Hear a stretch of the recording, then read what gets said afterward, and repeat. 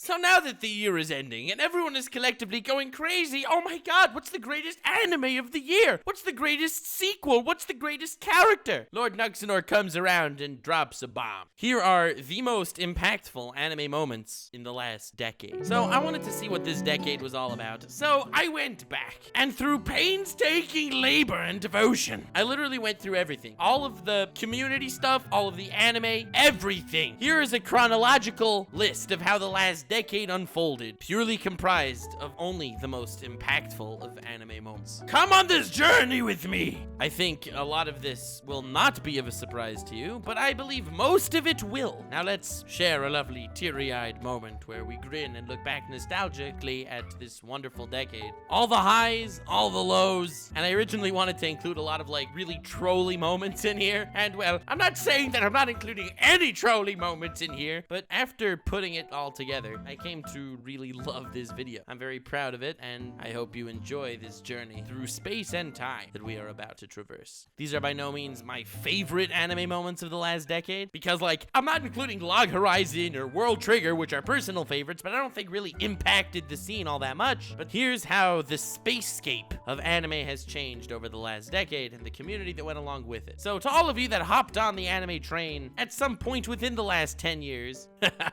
as Gandalf said to Frodo Baggins in The Lord of the Rings, let's go! I feel like a very fitting place to begin this journey is on May 25th, 2010, because that is the day that Ichigo first fought against Ukiura in Bleach. So as far as Bleach goes, one of the titans of the previous decade, for me personally, this was the high point. Ichigo versus Ukiura is my favorite fight in Bleach, and it really understands what a battle shonen can actually succeed in doing. They managed to get someone like Ichigo, who's the most human character that's going out of his way to save his friends. Literally every single arc, and you got Ukiura, this heartless bastard, literally having no qualms in making people suffer and die. And here you got this epic fight and this amazing turn of events, where in the latter half of the battle, Ichigo is the one who loses his heart, literally, and Ukiura is the one that finds his. It's the ultimate dichotomy between a human and a monster, completely getting swapped and becoming one of the most emotionally compelling, aside from the visual awesomeness, fights of all time. This was just the beginning of the decade though. But when it comes to massive climactic battles that had years of foreshadowing and planning, I don't think it beat what happened next. Because just 1 week after Ichigo versus Ukiura, in June 3rd of 2010, Naruto fought Pain. Naruto is a series that's been with us for a very long time. At this point in Naruto's journey, it's already been about 10 years old, and honestly, this is that crucial, pivotal fight that was being led up to the entire series. A lot of people like to point their fingers at different moments in Naruto that really encapsulates what the story is supposed to be, and as far as leading up to a fight, nothing beats Naruto versus Pain. The entire story was about Naruto, the underdog that everyone despised for just existing, and he said, no, this village will come to love me, need me, and praise me, and this is when that finally happened. Naruto versus Pain was that crucial fight where someone actually wiped out the entire Leaf Village, and literally, Naruto was their only hope. He pulls through, he learns Sage Mode, which was obviously paying homage to Jiraiya, going up against Pain, who's a brilliant adversary. To be quite frank, both Naruto and Pain want the same thing. They're both students of Jiraiya. Naruto wants a world of peace through ideals, and Pain says that an idealistic approach will never bring you to peace. Pain says the only way to break the cycle of pain is with even greater pain. The scariest part of Pain is that you actually get to hear where he's coming from, and the guy actually starts making a lot of sense. What? An anime villain starts making sense? Of course, they had to give him like 45 piercings on his face, or else I wouldn't even believe it myself. But here comes this massive climax that Naruto actually wins with a thematically brilliant opponent. This is the fight that you learn that Naruto's father's the 4th Hokage. This is the fight that Naruto manages to revenge his sensei, and this is the fight where his personal story comes to a close with the Leaf Village cheering for him, finally rooting for their hero after all this time. Naruto versus Pain is a massive climax in the Naruto story, and it's a crazy way to start off the decade.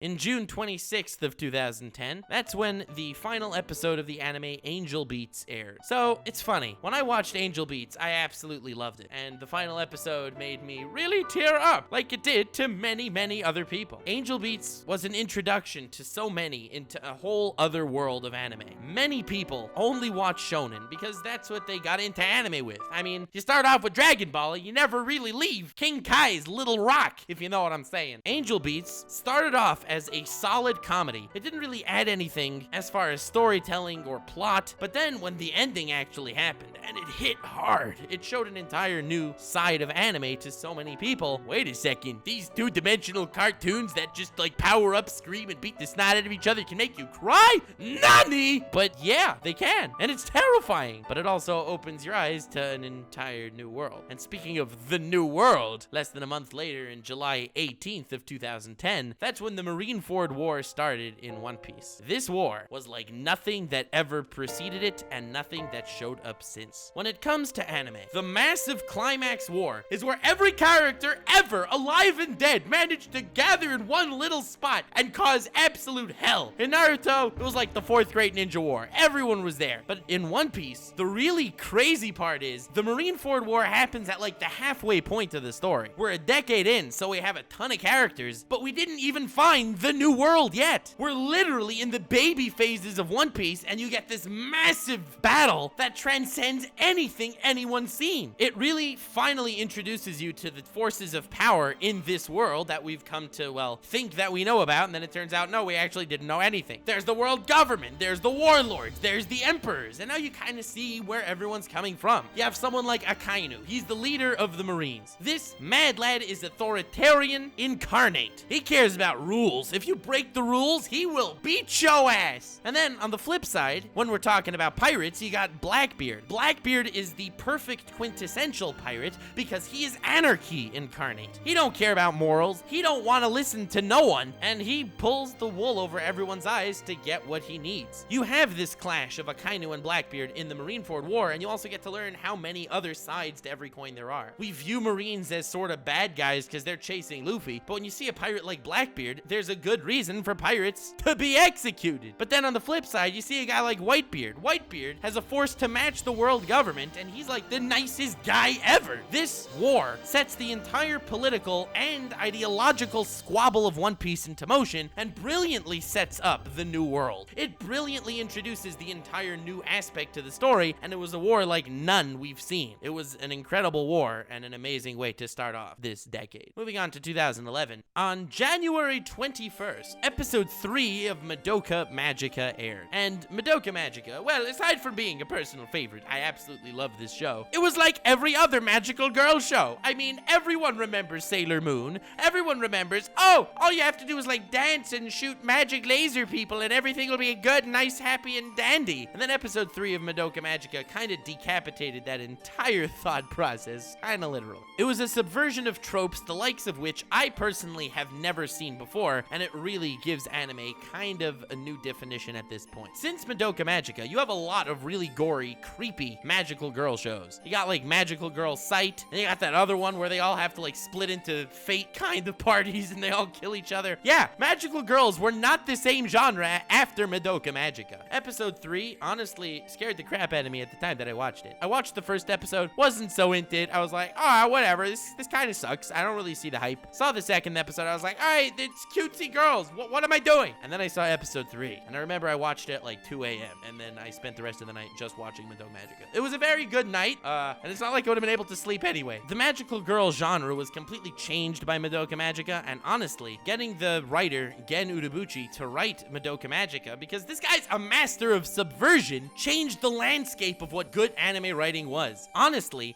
no anime author, in my personal opinion, is his equal when it comes to the writing and directing of any given series, and you will hear from him again. Hey guys, Core here. Just a quick editor's note. Just wanted to share my 2 cents as someone who would consider myself to be a pretty big fan of Mahou Shoujo. I wouldn't say that Madoka really changed what magical girl shows are. There were plenty of dark magical girl shows that came out before Madoka, for instance, Princess Tutu, which came out in 2004, and Angel Nurse Ririka, which came out in 1995. But I think the key difference is that a lot of these shows weren't as popular in the West, and Madoka was very successful with its Western audience. And even shows like Sailor Moon are probably darker than you remember. However, in their English release, a lot of those elements were censored or toned down for the Western audiences, so the perception, it makes sense that it's changed more drastically. And also for a lot of these shows, yeah, they're not quite as upfront with what darkness is to come. A lot of that doesn't come till pretty well into the series, rather than, literally episode 3 as Madoka does. So that's just my 2 cents. On September 14th in 2011, the second last episode of Steins Gate aired, and I remember very vividly watching it, and that it immediately became the time travel anime. There was nothing that came close to the absolute greatness of Hoin Kyoma and the best solution to a time traveling problem ever. I mean, in Rick and Morty, they send testicle monsters against trans-dimensional time traveling snakes, but hey, I personally even prefer Steins Gate to that. Yes, and I'm a Rick and Morty stan, okay? Steins Gate changed the game, and honestly, I'm not doing a most impactful manga moment of the decade, but a certain thing that happened with Eren in Attack on Titan.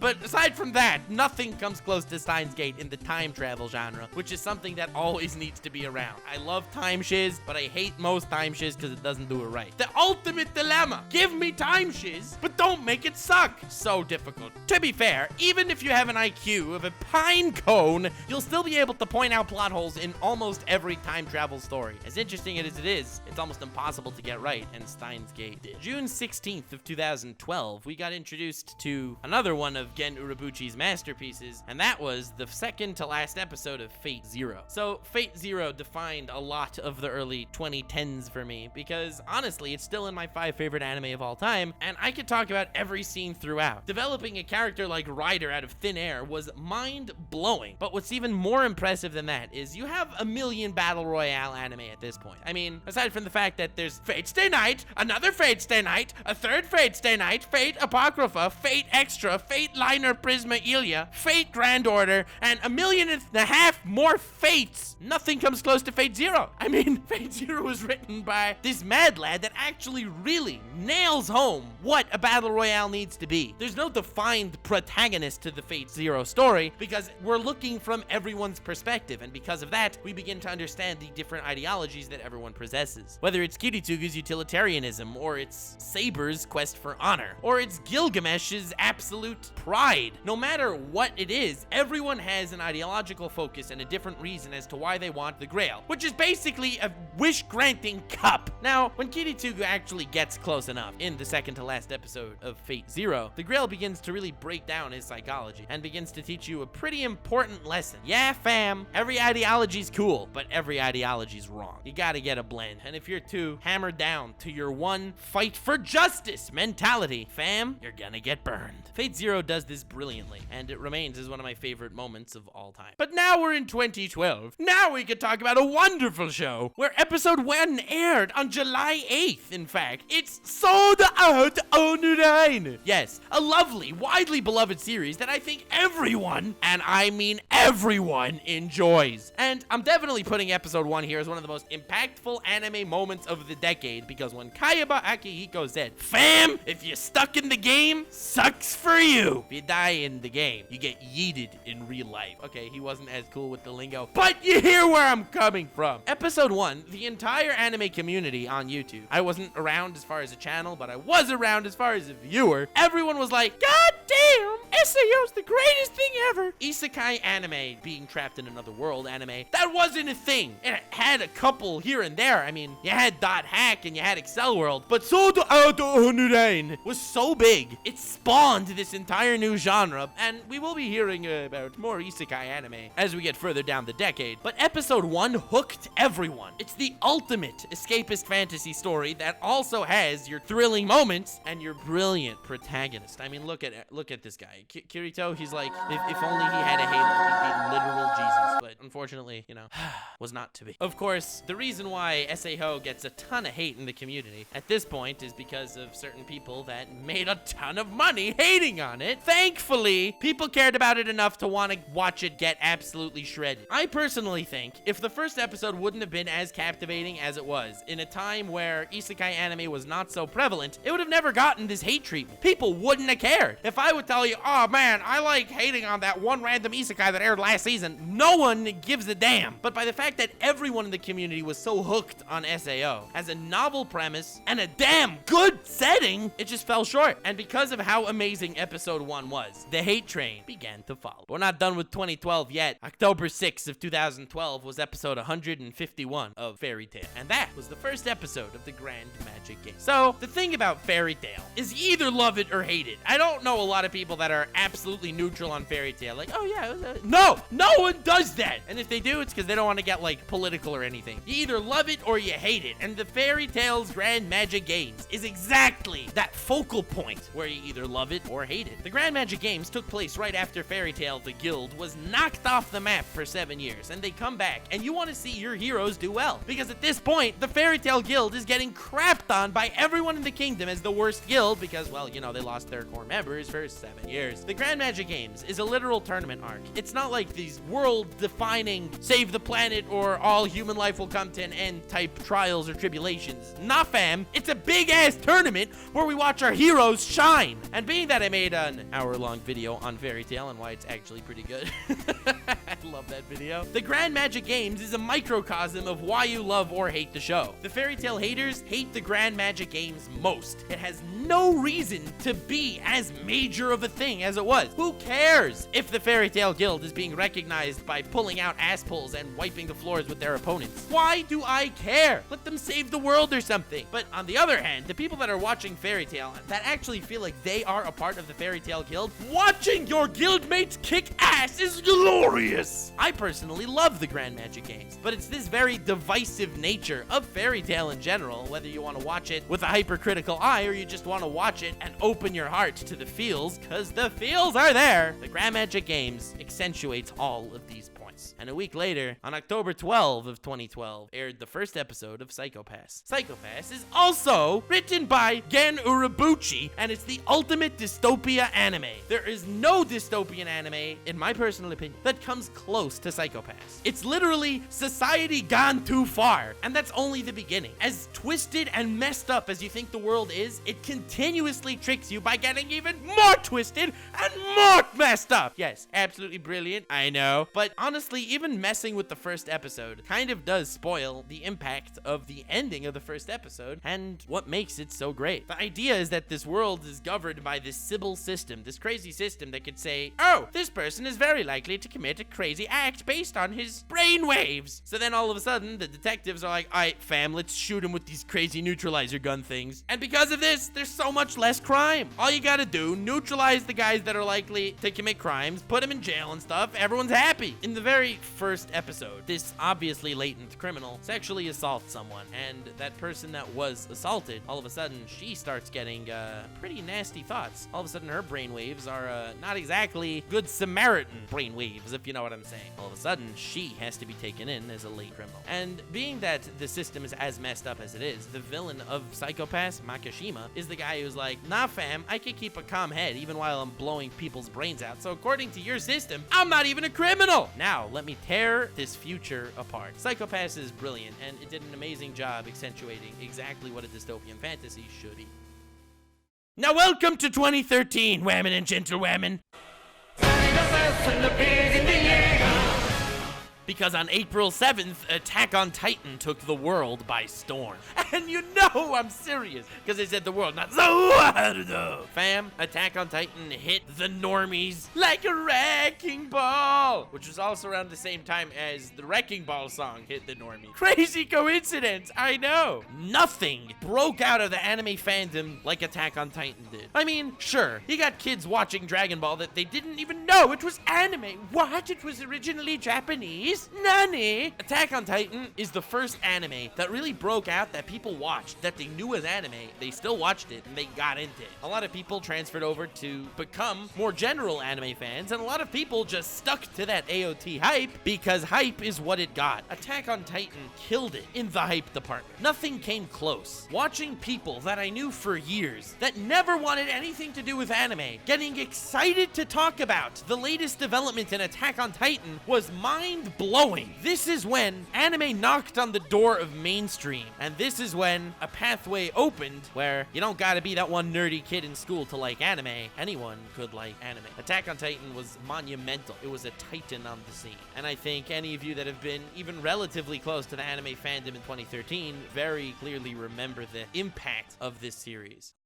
A little later in 2013, on October 3rd, Kill la Kill started, and it was a series that a lot of people liked to say it is what saved anime. Now, I wouldn't go so far as to say it saved anime or anything. We all know that Gentai saved anime. But Kill la Kill, well, it came close on the saving anime department and on the Gentai department, which is a beautiful mesh of awesomeness. And even though Kill la Kill is not one of my personal favorite series, it is a series that has the wacky extravagance of anime. It has the over-the-top fan service, and somehow manages to tie it back to some super deep plot about how nudity is freedom and empowerment, where we're based on the society that divides us based on our externals, like, clothes, so let's not wear clothes. Yeah, I know, it's one of those over-the-top ridiculous plots that would only work in anime, and it works in anime. It's the most anime in years, and it's amazing. And speaking of very anime, well, more of that stuff started as well. May 24, 2014, the waifu wars have begun. Nisekoi, a series with a plethora of women, each fitting a very individual type of fetish. Whether you like the tsundere, you like the childhood friend, you like the creepy tomboy assassin, or you just straight up like lollies, or psycho demented yanderes, you got everything. Welcome to Waifu Wars, the beginning of an era where every single girl becomes a waifu war. I don't remember when the community went ham over anything before Nisekoi. Since then, you have it for everything. ReZero, Konosuba, My Hero Academia. Nothing is safe of the waifu wars. Thank you. Thank you, Nisekoi, for starting it all. Even though you were kind of average. On April 9th of 2014, No Game No Life started. And remember that isekai genre I told you about? Well, we already had things like Log Horizon pop up in between, but No Game No Life is the second isekai to really get popular. It's the first isekai anime that really blew up that wasn't trapped in a game. It was trapped in an alternate world, and it was definitely heavily influenced by the idea that the protagonist is overpowered and you're in an escapist fantasy where he gets a harem. All of that remains the same, but the battle system swapped from defeat low-level monsters to gain more experience to defeat higher-level monsters to all of a sudden, Death Note. That's right, you got escapist fantasy Death Note. The crazy strategies, the over-the-top bamboozles. That's what we have in No Game No Life, and in my personal opinion, something that really topped off exactly why No Game No Life was the phenomenon that it was the aesthetic. I am not a person that will only like a certain series based on the aesthetic, but the aesthetic of No Game No Life is amazing. The color palette is phenomenal. The bright, vibrant colors, how everything is popping, how everyone is excited at all times. There's a pizzazz in every movement and motion that just makes this fantasy world governed by games so much more fantastical. It's a whole new world, if you know what I'm saying, quite literally. But as far as 2014 goes, No Game No Life is only the very, very beginning, because only 1 week after No Game No Life began, on April 16th, we had the cataclysmic battle of Meruem versus Netero. A battle that will echo for eons, because low-key, no, high-key, nothing comes close to this. You got the ultimate story of Meruem, the monster in the scenario that wants to wipe out humanity, and he says to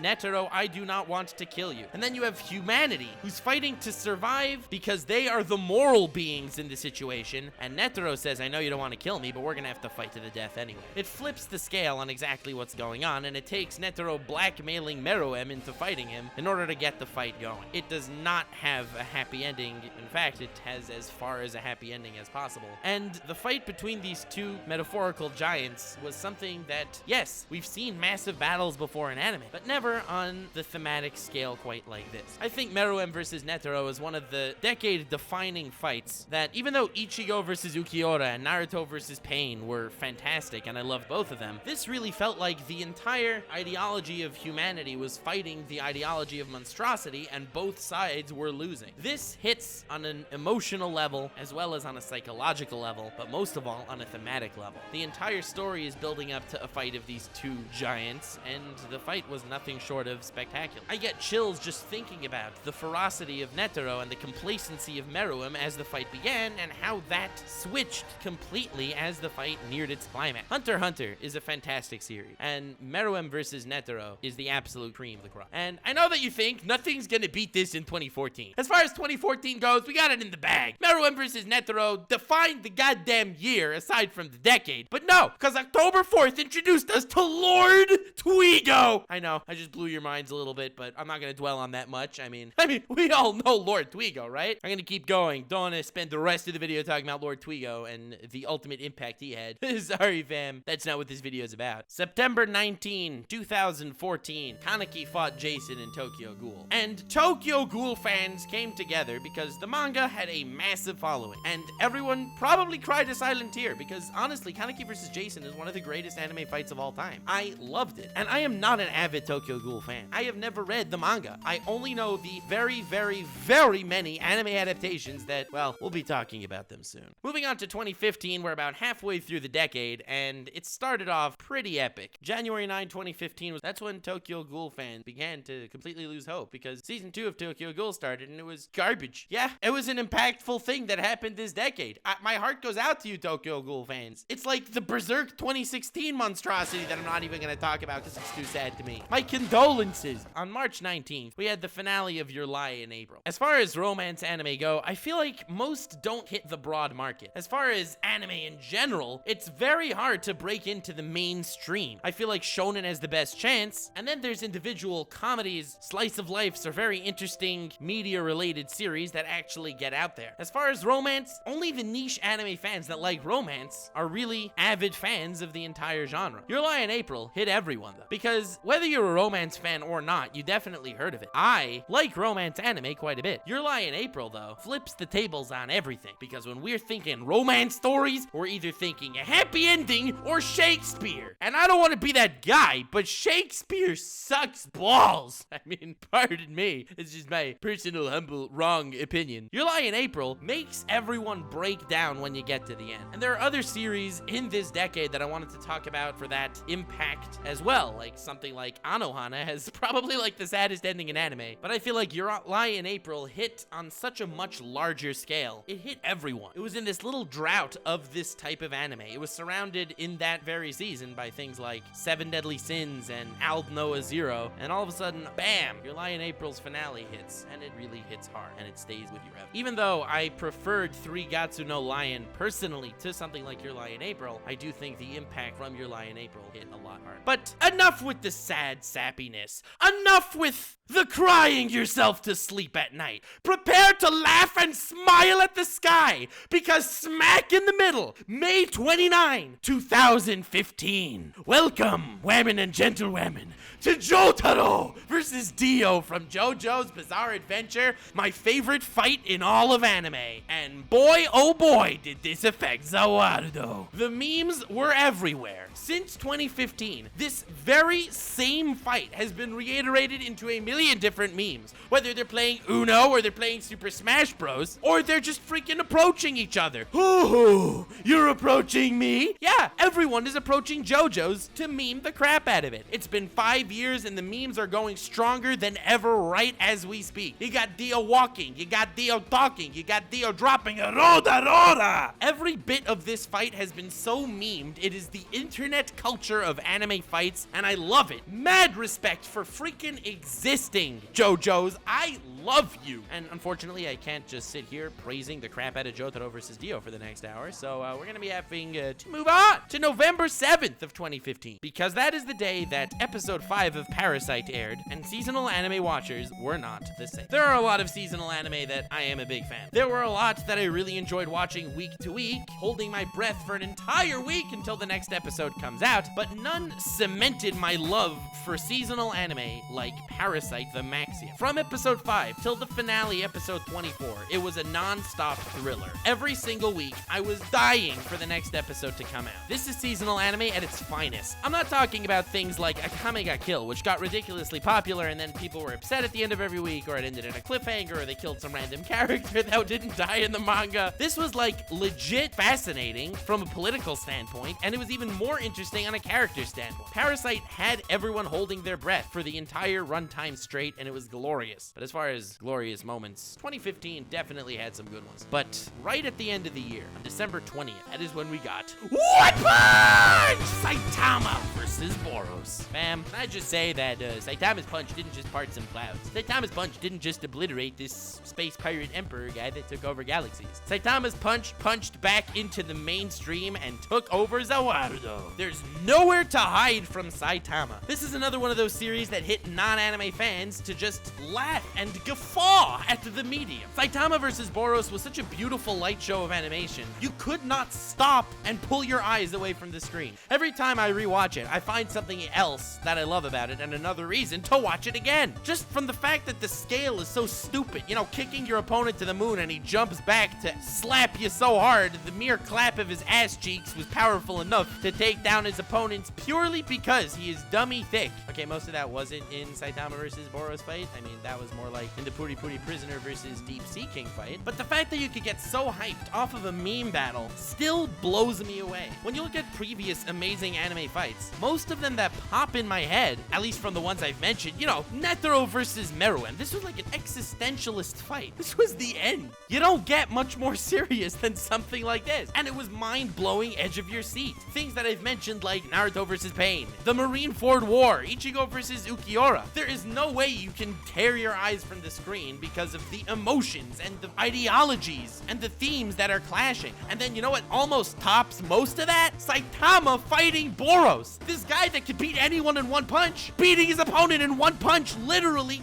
kills the competition. I'm not saying it's necessarily better than any of these other fights I've mentioned, but if this didn't impact the entirety of the decade, I don't know what did. Welcome to January of 2016, where things only get worse. Or well, better. Because on January 8th, the first episode of Erased aired, and while in retrospect, a lot of people harbor rather not the greatest of feelings towards the series because the ending was not, well, the most wonderfully drawn out, thought out savior of anime, episode 1 kinda was. When Erased was actually airing, it was number 1 on IMDb. You know, the thing that rates movies and shows, not just anime. No. It's like, you know, The Godfather was number 2 for a minute while this thing was airing. Every episode drew me in once again to wait for the next one. And from episode 1, I knew it was a thriller to define the decade. Now, there was another episode 1 that aired January of 2016. And it was slightly different. It wasn't exactly as deep, dark, and corroded as Erased with the whole time jumping, watching the same people die and again stuff. You know, it was Konosuba episode 1.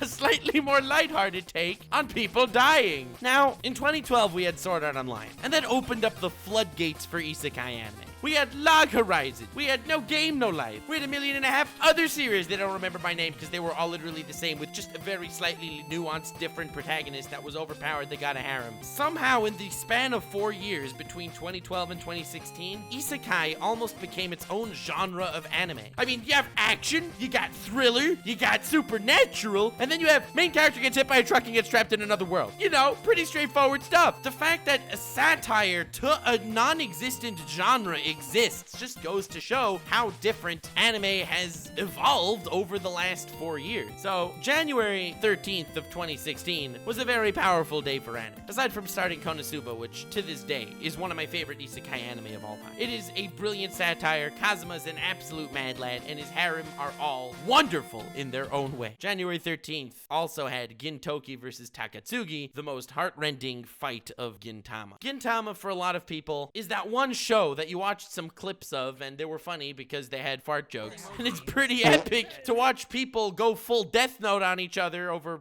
wiping your butt with toilet paper. But it's not something most people ever look at past the surface level. It's a very long anime. It doesn't have a dub, which means younger audiences won't get into it, even though it's shonen. And the comedy does take some time to get used to. Gintama is my favorite show of all time, and Gintoki vs. Tagetsugi is an ultimate climax. In the episodic arcs, they're funny. They're lighthearted. You got some fight scenes in more lighthearted series, and it's like ultimate ninja battles, but they're throwing curry at each other. And yes, that actually happened once. But when the arcs actually get serious and the story actually gets dark, it's one of the greatest thrillers as well. And it's the constant switching back and forth that makes Gintama the beautiful hodgepodge of awesomeness that it actually is. Everyone that actually sits through Gintama ends up loving it so much. And Gintoki vs. Tagetsugi, it wraps up their backstories, it wraps up their entire individual narratives until this point, as they are two of the driving forces of the entire series. With Gintoki managing to be a lazy ass dude that wants to do nothing more than sit at home and do nothing, but he's still the driving force. How brilliant is that? The idea that seeing his backstory can actually make you tear up is pretty unbelievable to think about when just a few episodes earlier he gave you a very inspiring speech on why peeing in bed is way better than actually getting up to pee because you can sit in your own warmth and not worry about the outside world. It's that guy that can actually get you to cry over how amazing of a progression his character actually had, all the way from his backstory to the present. And this fight scene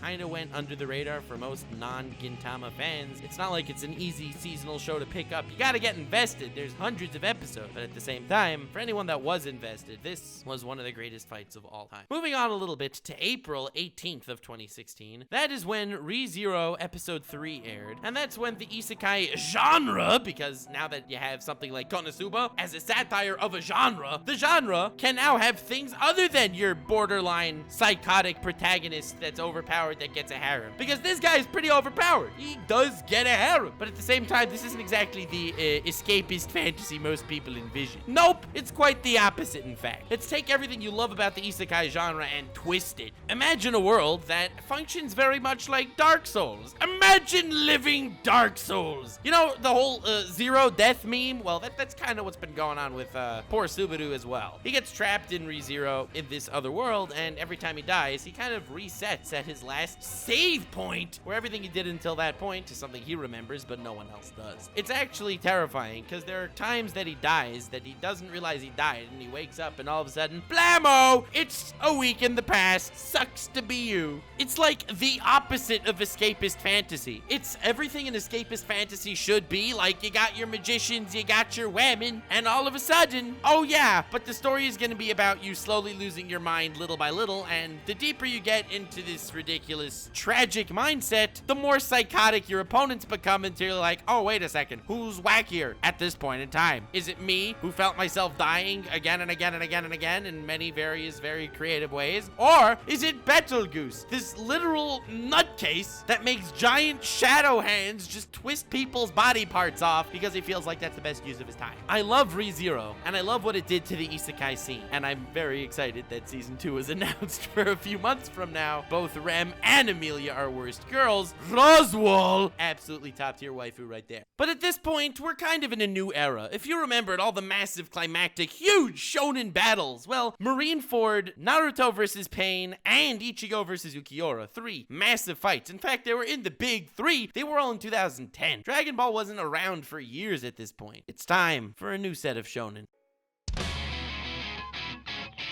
My Hero Academia was the shonen the world desperately needed. Yes, a lot of its themes are recycled from different, highly acclaimed series, like Naruto. Oh, look, he's an underdog. He's got no powers. Psych! He's got the best power. He wants to be a ninja. Deku wants to be a hero. There are some similarities here, but it was a breath of fresh air. Finally, a shonen anime adapted by a studio that actually, adapts the manga and doesn't have 45% of the series filler. I know, too crazy to even think about right now. And in this beautiful breath of fresh air, the first season ends on a really high note that very much excites everyone for what's to come. June 26, 2016, All Might fought Nomu. This fight was the adrenaline action pump that everyone needed for such a long time. We did not have an All Might versus Nomu in years. It was watching the pinnacle of the world actually fighting with his life on the line, putting his everything into this battle. This is the symbol of peace and the symbol that every single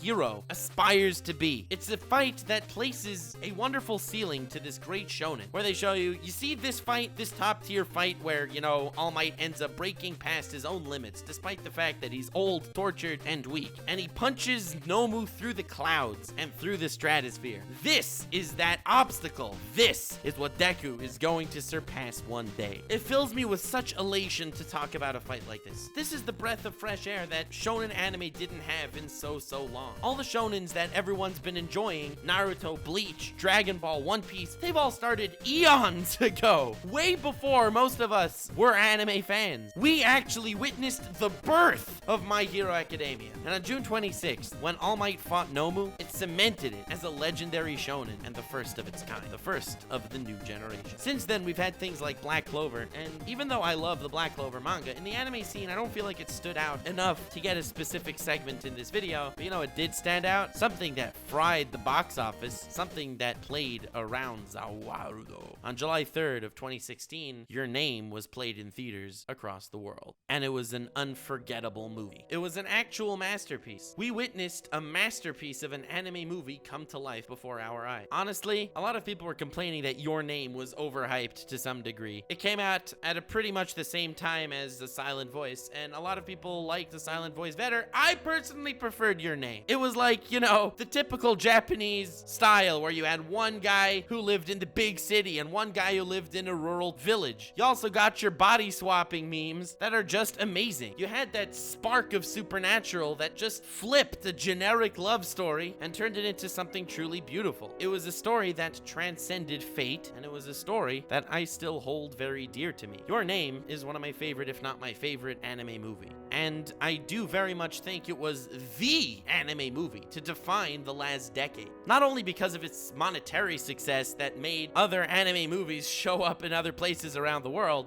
Honestly, I can't remember an anime movie playing in theaters near me since the Digimon movie in the year 2000. Okay, I don't really remember that either, but you know what I mean. Since then, we've had movies like Konosuba, Bunny Girl Senpai, Promare, My Hero Academia, One Piece Stampede. Anime movies are creeping out into mainstream theaters. Literally blocks away from my house, in a small movie theater, they played anime. What a crazy world. I don't necessarily attribute everything to Your Name, but I do think Your Name was the anime movie of the last decade. And as far as trying new things, 9 days later on July 12th of 2016, history was made with Mob Psycho 100 premiering. Yes, written by the same creator as One Punch Man, and with the same art style in the webcomic, Mob Psycho had a vision that went into it that honestly, I haven't seen anywhere else. They ran with that relatively terrible art style that One uses in his webcomic, and they animated the crap out of it. It looks beautiful. It feels beautiful. And despite the fact that it's this stupid art and it's this stupid kid in the generic high school setting, it is probably one of the most emotionally touching anime of all time. I feel so much for Mob. Reagan is one of my favorite anime characters ever. Even though a lot of the series is episodic with overarching plots, I feel like every mini episode, every mini arc is hitting me on an emotional level on an entirely different wavelength than the last one did. I love Mob Psycho 100. And honestly, I think the world is different because of it. This isn't a series that anyone would pick up. Everything else really needs to creep their way into the mainstream in order for people to talk about, or they're just goddamn terrifying, so the entire community is up in arms about them. Things like ReZero, Erased, Parasite, Akame ga Kill, these were popular names that everyone was talking about. People were arguing over the little bits and biting their nails waiting for the next episode. Mob Psycho wasn't that type of show. Mob Psycho was kinda niche, and in that little niche, it created one of the most beautiful little masterpieces that you could never find outside of anime. I think Mob Psycho defined what anime could be without breaking into any mainstream or any large-scale conversations. Most anime don't make you feel like Mob Psycho 100. And speaking of feels, August 11th of 2016 is a day I will very clearly remember because that was when Shelter came out. Now, a lot of you probably haven't heard of Shelter. It's like a 4 to 6 minute, essentially AMV. That's the whole anime. There's basically no dialogue. It's beautiful visuals, beautiful music, a collaboration between many different artists that no one would have ever expected to collaborate. And in this really short time, it tells a complete, vivid, gorgeous, and tragic story. I remember Shelter, and I rewatch it from time to time. Without fail, it hits me in the field. It's like 6 minutes long, but it just goes to show what this medium can actually do and where this medium is actually going. But as far as impactful moments in 2016, because we had a lot. Gintoki versus Takatsuki, All Might versus Nomu, Your Name, Shelter. Fam, September 8th, 2016 was the day Naruto fought Sasuke for the final time. Naruto is something that has been with me and with many of us for like our whole lives. This was that climax we were all waiting for. It was literally the end of an era. I can't think of many more impactful moments than the grand finale of Naruto finally ending his fight with Sasuke, which, well, that's kind of where the manga ended. The anime had to spin it out a little bit longer, you know, let's marry off random ninjas to each other. But the point is, nothing really felt like the end of an era as far as anime goes like Naruto versus Sasuke. I can only imagine the sadness of Luffy finding the One Piece mixed into the bittersweet finale that I'm sure Oda has planned. There's nothing in my life that's been with me for as long as Naruto from a media perspective, and watching it actually come to a close with a very satisfying final battle, because Kaguya's was not. That's really something. It's the kind of impactful moment that after the screen goes blank, you just kind of sit back in your chair and think to yourself, damn, this massive story, these events that have played on repeat in my brain over and over and over for years and years and years has finally come to a close. Naruto versus Sasuke, their final battle, was the end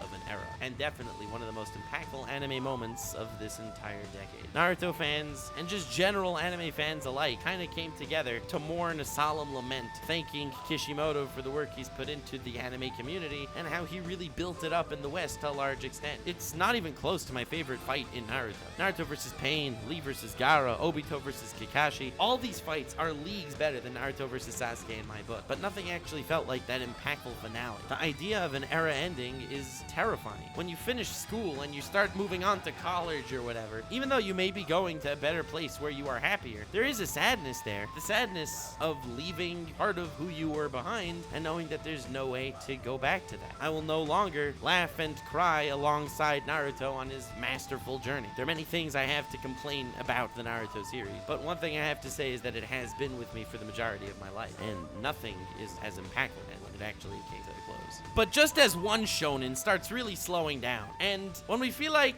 the void is here, that's when another shonen reared its ugly head once again. Do you remember when I told you how My Hero Academia was defining the new generation of shonen? Well, June 3rd, 2017 was the day that Deku fought Todoroki in the tournament arc in My Hero Academia Season 2. As much as I loved All Might versus Nomu, Deku versus Todoroki, in my personal opinion, was leagues past any of that. The idea that Deku actually sacrificed his win in the tournament to get Todoroki to open up is exactly the idealism that we want to see our protagonist push forward. At that very moment in time, our boy Deku was a hero. This is the first time he grew as the symbol of peace in training in My Hero Academia. It's the first step of the shonen hero journey, and he took it. The entire community was on fire during Deku versus Todoroki. That tournament bracket blew everyone's minds. Manga readers sat there all smug, but at that point I was also anime only, even though now I'm up to date with the manga, and everyone was placing bets on who they thought would win. The fact that the protagonist actually lost the tournament arc in the second round of the tournament is great. There were mad tuning exam vibes going on, and it was amazing to relive. I'm watching the preliminary stages of the shonen hero's life, and I love it. Deku versus Todoroki, that final clash between them, as Deku broke every bone in his body to punch at this explodey boy, will remain etched in my memory as my favorite moment of My Hero Academia, even though neither Deku nor Todoroki are my favorite characters. It's just, this is the quintessential shonen fight that I love and I'm happy to see. I'm honored to be part of the older generation witnessing the new generation wet behind their ears enjoy the awesomeness and potential that a shonen really has. Now don't take this in a bad way, but Deku versus Todoroki is generic shonen done perfectly. But just like there are emotional highs when it comes to the most impactful wonderful moments of the last decade, there are also emotional lows. In September 29 of 2017, the final episode of Made in Abyss aired. Now, Made in Abyss has since become one of my favorite anime series of all time. The manga is top tier as well, and I'm very excited for the movie that's coming. But Made in Abyss was this one core 13 episode random show that no one was expecting to be amazing before it came out. The first episode honestly blew my mind. It was that adventure setting that I love to see in anime, exploring a new world and seeing things that you would not be able to see anywhere else. I love that stuff. Add my favorite anime soundtrack in all of anime to that mix, and you're gonna get a great series regardless. You have fun characters, you have a fun world that's just expansive and ever growing. That's what I want to see. It's this adventure that can only happen in anime that I want to witness. But I asked for more than I bargained for. I asked for this fantastical tale that will be more than I can even imagine, and honestly, that's what I got. The final episode of Made in Abyss was the biggest feel moment I ever got watching anime. There's a reason why this short series is one of my favorite anime of all time. I think that this final episode took everyone by surprise a little. Everyone was very excited about something like Made in Abyss, calling it a great anime as far as seasonals go. But for me, it honestly defied the entire year of 2017. Looking at everything else that went on in 2017, nothing even stands out a little in comparison to something like Made in Abyss. Honestly, when it comes to seasonal shows, nothing stands out to me like Made in Abyss. And this came out of left field. No one saw it coming. Whenever there's a popular show going on, you got like the manga readers and the light novel guys in the background chuckling while drinking their scotch and smoking their cigars, saying, "Young fools, you don't even know what's beginning right now." Scallywag. As they continue to talk in their posh British accent, because as we know, manga readers and light novelists all have posh British accents, okay? No one was ready for Made in Abyss though. There was no posh manga reader that was expecting something like this. When I go into every season, I have people that tell me exactly what's gonna be good and what's gonna be trash just by the fact that they read everything that there is to read. This wasn't on the radar. The first episode took everyone by surprise by how actually decent it was, and it only kept getting better from there. The finale, again, out of left field, blew everyone's minds. And tear ducts. And since then I have read the manga, and the next arc is actually even better. It's freaky how good Made in Abyss actually is. Just like the Abyss in this series is endless, and every twist and turn just opens so many more questions and room for adventure. That's what I love about anime. It's the boundlessness that's around every single corner that makes this medium so damn exciting. And Made in Abyss is a perfect example of something no one expected but was absolutely beautiful. Moving on to the year 2018, it started with a bang. In January alone, on the 5th day of the new year, Netflix unleashed their wrath upon the anime community with Devilman Crybaby. Yes, they dropped the entire series, Devilman Crybaby, in one shot. Bam! They blew the entire internet's mind because this wasn't the typical anime animation that we're all used to. It's true, but it's something that you get over if you want to see the absolute savagery that went on in this show. Now, Devilman Crybaby is not necessarily my favorite anime. No, not by quite a bit, in fact. In that very year, we also had shows like Megalobox and Bunny Girl Senpai, which I both preferred to Devilman Crybaby. But that said, none of them impacted anime like Devilman did. It basically gave infinite power to out-of-the-box anime authors to come up with what they want as long as they could do something good. It adapted the super old Devilman manga, which is always cool to see come back, and the ending was something no one expected, and no, I will not spoil it for you. One of the things I find so funny about anime is that it's regarded to be so childish, because here, when we think of cartoons, we're like, oh, like, you know, Teletubbies and Toy Story. Recently, there are a lot more adult-themed cartoons, like Rick and Morty, so I think people are kind of changing their minds on that. But Devilman Crybaby is,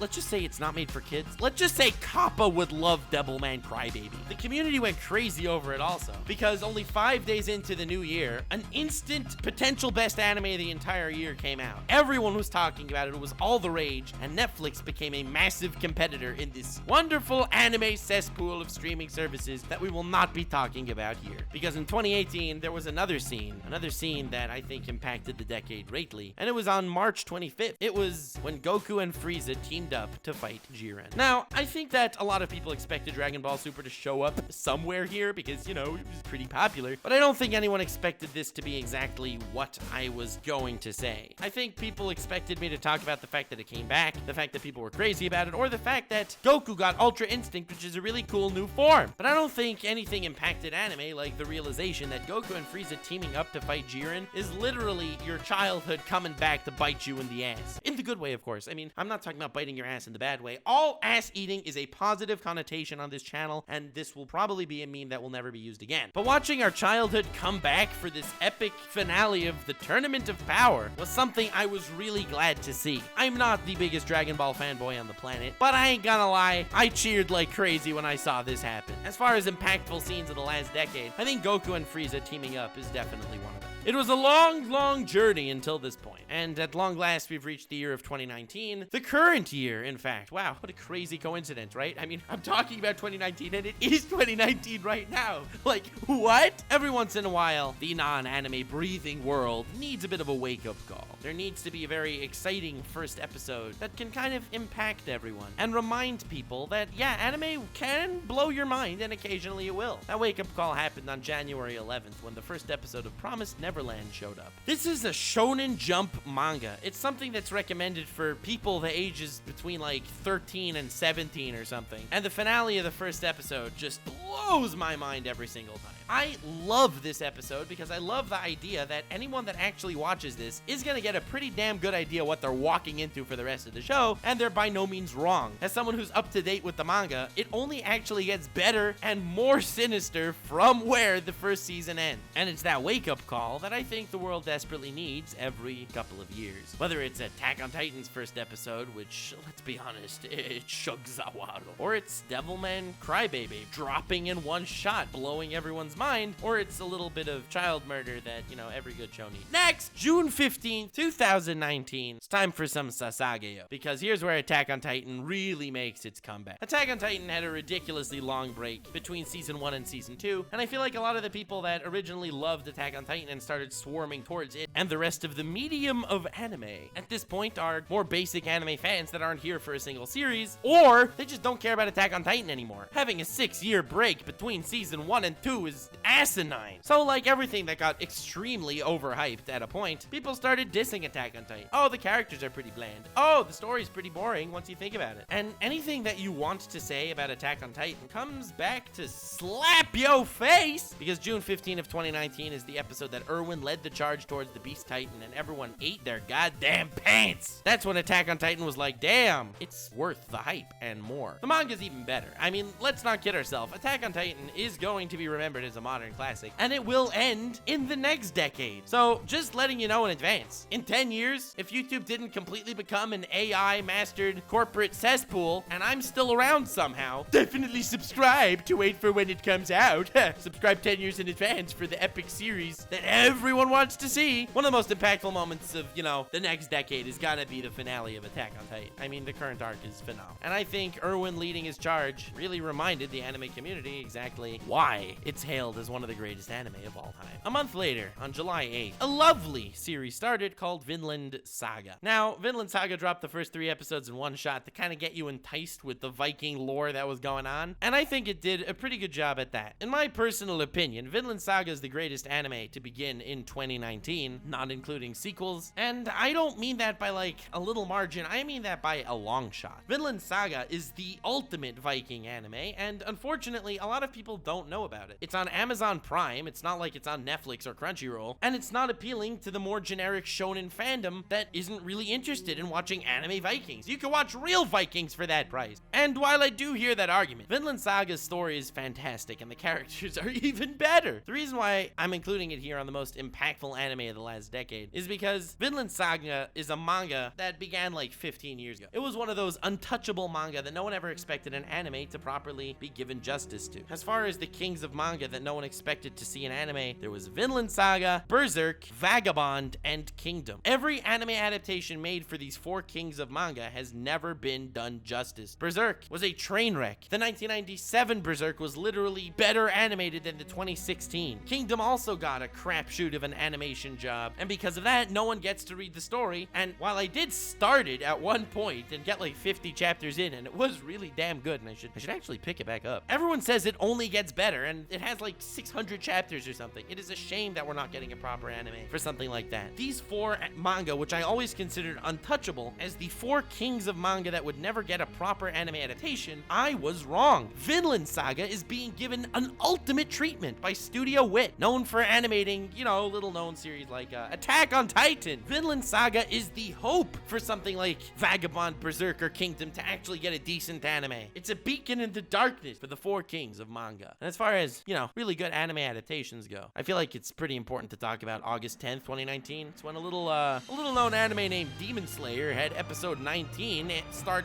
trending worldwide on Twitter. That doesn't usually happen. It seldom happens for My Hero Academia episodes. It happens occasionally for good One Piece chapters, but for a random seasonal anime to trend worldwide to the point that actual celebrities are tweeting out that it's the best anime ever, which it's not, but it's good, that's something amazing. Tanjiro versus Rui in Demon Slayer caught my breath and took it away. The music, the art, the animation, the flow of every scene into the next, the feels, the whole concept of why Tanjiro and Nezuko are the perfect combo to take down someone like Rui and why they're fated to be the Demon Slayers to save the day. Everything is in that episode and in that fight. If you claim you weren't holding back tears watching that beautiful fire erupt from his sword as that music played in the background that was played watching his late father's dancing, you must be some kind of machine. It was gorgeous for the eyes, ears, and soul. And even though a lot of people are kind of over Demon Slayer and they're making fun of Demon Slayer for being overhyped, you cannot take the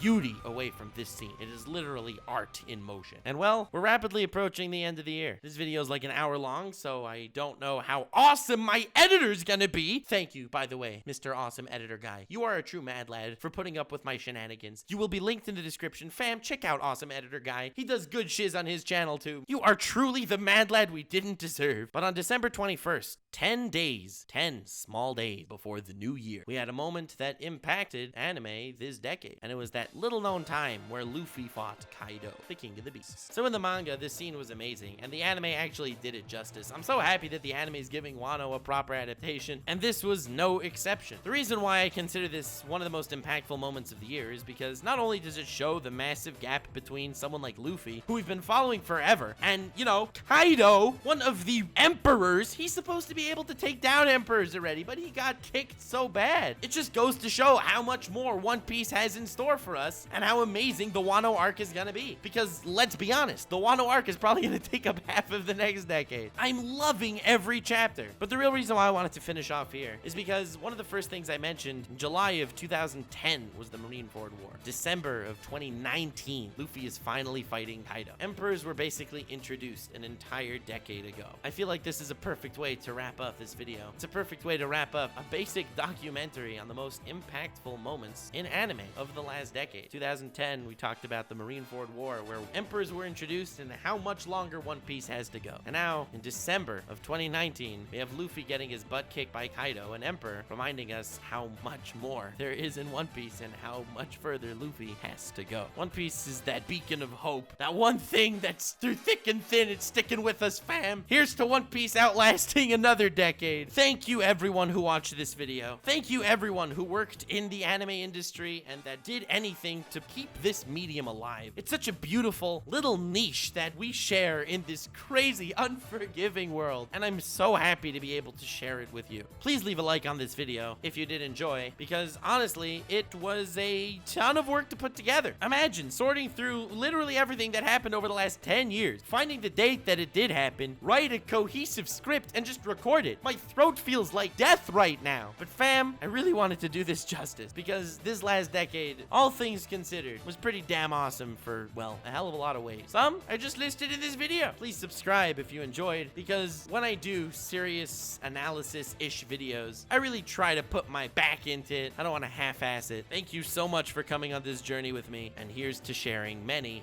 many more. Have yourselves the most wonderful evening, and remember to stay weird, fam.